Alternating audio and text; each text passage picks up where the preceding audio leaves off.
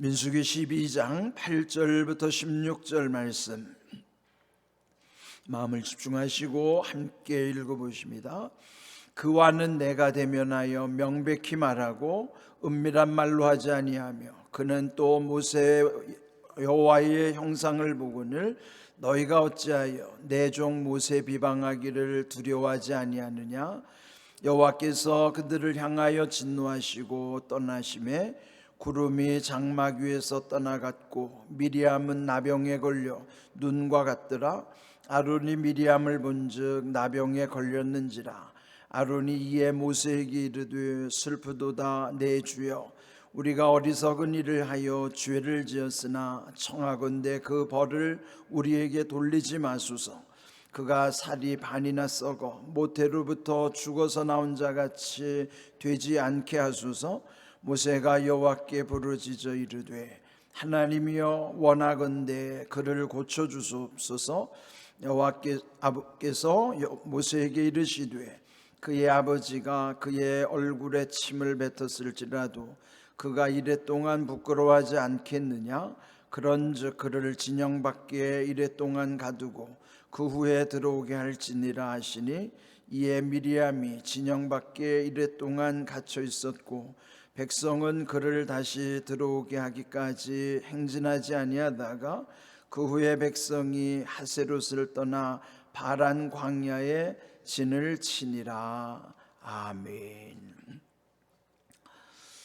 어제에 이어서 오늘 말씀은요, 모세가 구스 여인과 결혼하게 된 것으로 인해서 모세의 형님인 아론과 누님인 미리암이 또 모세를 비방하는 사건으로 인하여 하나님이 들으시고 진노하신 사건이었습니다.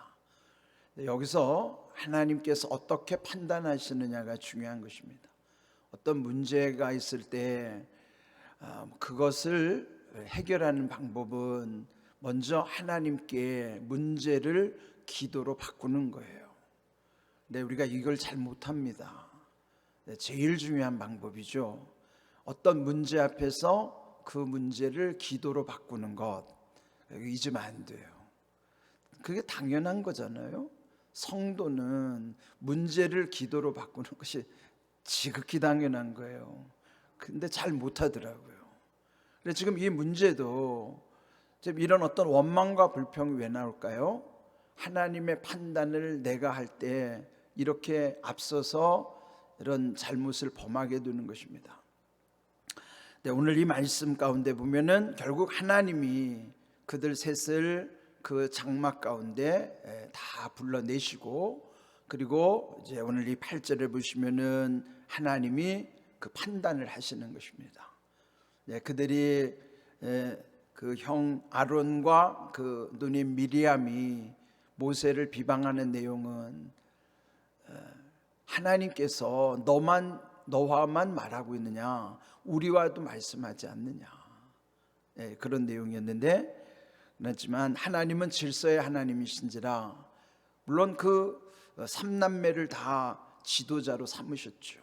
그러나 전체 총괄하는 것은 모세에게 맡기셨고, 또 아론에게는 대제사장의 직분을 맡기셨고, 또 미리암은 그 밑에서 선지자로서의 그런 역할을 각각 분담시켜 주신 것입니다. 그러므로 그런 질서 가운데 조화를 이루는 것이 하나님의 뜻이죠.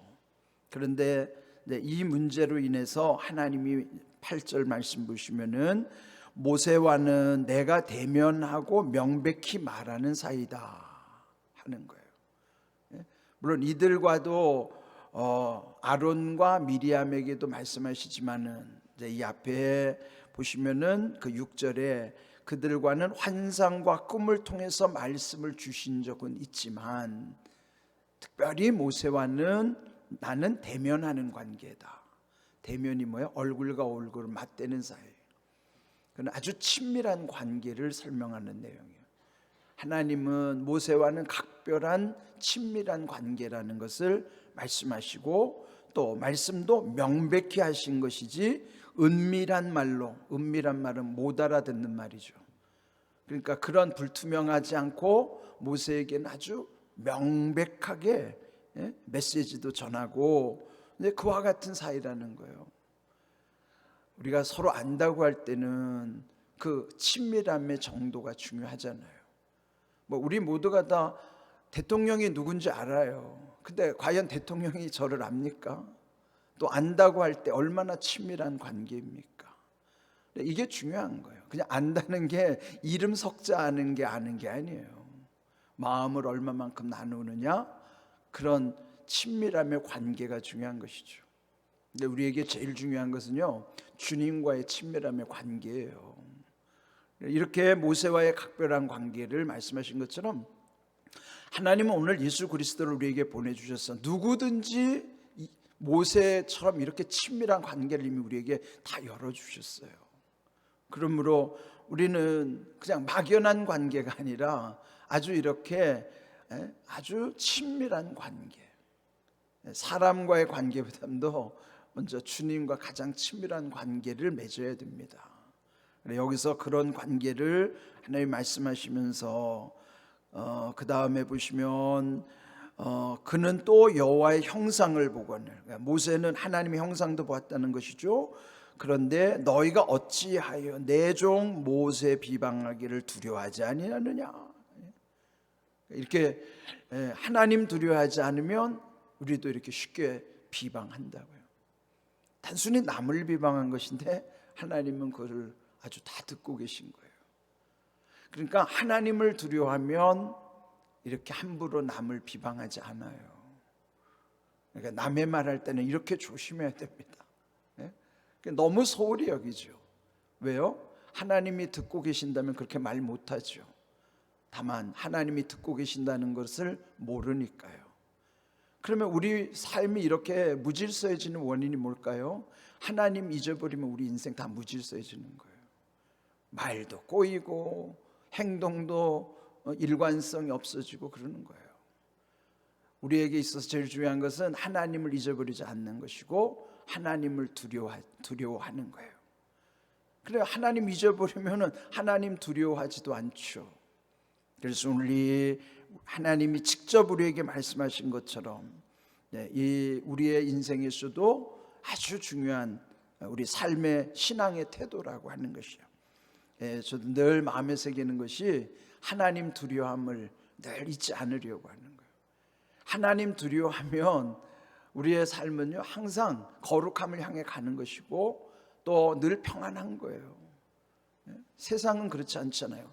세상은 두려워하면 불안한데 하나님은 두려워하면 평안한 거라고요. 그게 아주 대단한 영적인 이 역설이라고요. 그래서 우리 늘 하나님을 두려워하는 게 복입니다. 세상을 두려워하는 것과는 완전히 달라요. 그런 것을 지금 여기 이들의 갈등 속에서도 하나님이 계시해 주시고 있는 것입니다. 또 마침내 9절 보시면 그들을 향하여 진노하시고 떠나셨더라. 하나님의 진노가 임하면 하나님의 영도 떠나는 거예요. 우리에게 늘 성령님이 함께 하실 수 있는 것은 하나님 기뻐하시는 믿음 가운데 살고 거룩해지면 성령은 늘 거룩한 곳에 임재하세요. 근데 거룩함을 놓치면 잃어버리면 그때부터는 하나님의 영도 그 안에 함께 하실 수가 없는 거예요. 그래서 우리는 늘 거룩함으로 살려고 하고 그래야 성령이 우리 가운데 오시는 것입니다.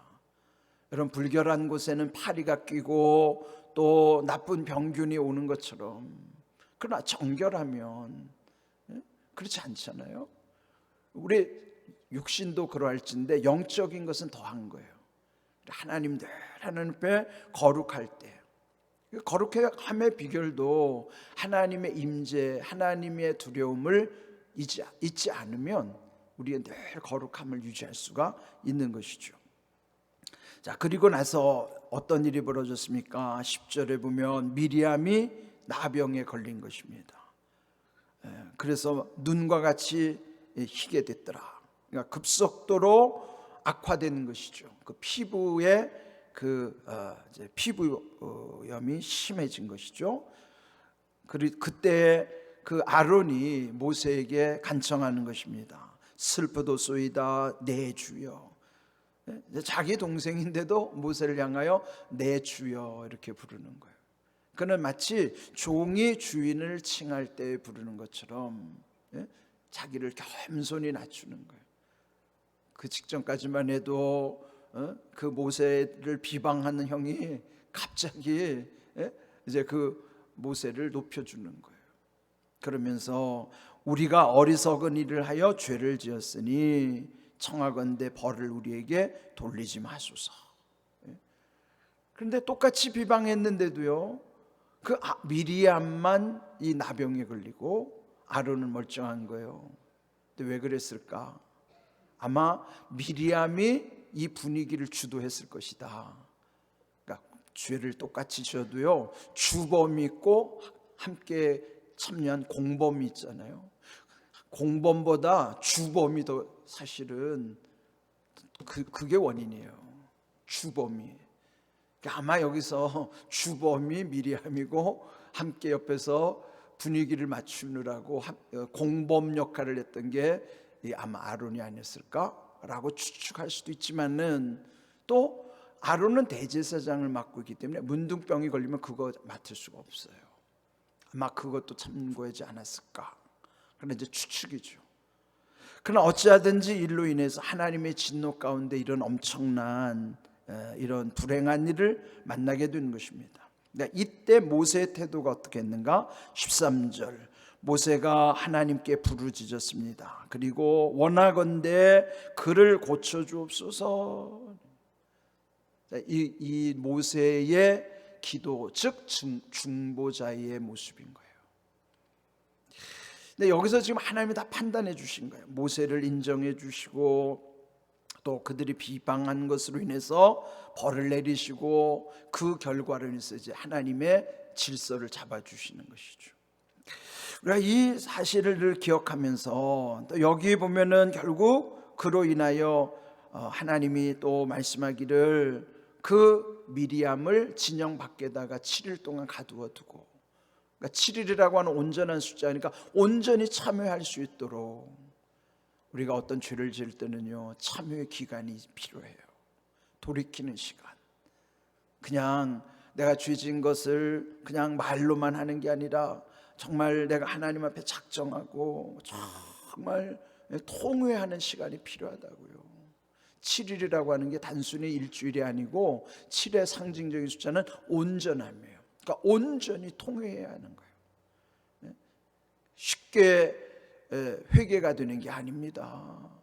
그래서 늘 말씀드리지만 알고 짓는 죄 지면 안 된다고요.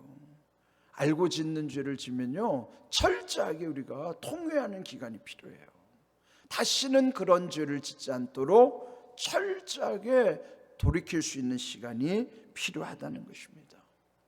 그래서 지금 여기 7일 동안 진영 밖에서 회개할 수 있는 시간을 갖게 한 다음에 그리고 다시 들어올 수 있도록 하나님의 은혜를 다시 회복시켜 주시는 거예요. 그러면서 결국은 그 이 기간 동안에 전체 백성들이 행진할 수가 없었다. 그는 뭐에 지체된 거예요. 그러니까 한 사람의 이런 잘못으로 인해서 백성 전체가 행진을 멈추고 지체될 수밖에 없었던 것이죠. 그래서 우리는요 이런 모든 부정적인 영향력, 특별히 죄의 결과에 대해서 우리가 늘 심각하게 생각해야 되는 거예요. 아무렇지도 않게 방치하면 안 되는 것이에요. 하나님이 이 죄에 대해서 얼마나 철저하게 다스리시는가를 늘 기억해야만 하는 것이죠. 오늘 이 주신 말씀에 보면은 이런 일로 인해서 결국 하나님이 어떤 분이신가, 야고보서 4장 12절 말씀 한번 같이 읽어볼까요? 자막 함께 있습니다. 입법자와 재판관은 오직 한 분이시니 능히 구원하기도 하시며 멸하기도 하시느니라. 너는 누구이기에 이웃을 판단하느냐. 아멘. 여기 보면요 하나님은 입법자와 재판자, 이 하나님은 입법에 법을 만드시는 분이고 재판관은 그를 판단하시는 거예요. 국가에서는 이게 나뉘어져 있죠. 입법은 국회에서 하는 것이고 재판은 법원에서 하는 것이고, 이게 삼권이 분립되어 있지만은 하나님께는 다 하나로 되어 있는 거예요. 법을 만드시는 이도 판단하시는 이도 하나님이 하심으로 하나님만이 우리를 구원하시기도 하시지만 반대로 멸하기도 하시는 것이죠. 그런데 너는 누구이기에 함부로 이웃을 판단하느냐. 그 판단 속에 비방도 들어있어요. 우리가 쉽게 말하는 남의 말하는 것도 그 속에 들어있어요. 그래서 조심해야 돼요. 너는 누구이기에? 네가 하나님이냐? 이런 뜻이에요. 우리가 함부로 판단하면 우리가 하나님의 일을 가르치는 거예요. 판단하시는 이가 하나님이신데 그거 우리가 함부로 판단하면 우리가 하나님 되는 거죠. 그래서 네가 하나님이냐 이런 뜻이에요. 내가 누구기에 함부로 이웃을 비방하느냐, 함부로 뒷담화하느냐, 함부로 비방하느냐 이런 거예요. 말 조심해야죠. 성경에는요 말에서 정말 얼마나 많이 강조하는지 몰라요. 이 광야길에서 이런 일들 우리 광야 인생에서 우리도 쉽게 범하잖아요. 이거 조심해야 된다 하는 것입니다. 오늘 이 말씀 깊이 새기시고요. 야고보서 4장 12절 말씀. 너는 누구이기에 이웃을 판단하느냐. 잘 새기십시다. 귀한 말씀의 은혜 가운데서 우리가 날마다 거룩함의 능력으로 예수님 닮아가면서 천국을 향하여 거룩한 길 또 복된 길을 갈 수 있도록, 그래서 하나님은 우리에게 주시는 것이 늘 이전보다 이후에 주시는 은혜가 크다는 거 기억하면서 가는 거예요. 그렇게 살면 이 땅에서보다 천국에서 더 큰 상급이 예비되어 있음도 믿고 살아가는 거예요. 그런 귀한 은혜를 늘 마음에 새기시기를 주님의 이름으로 축복합니다. 아멘.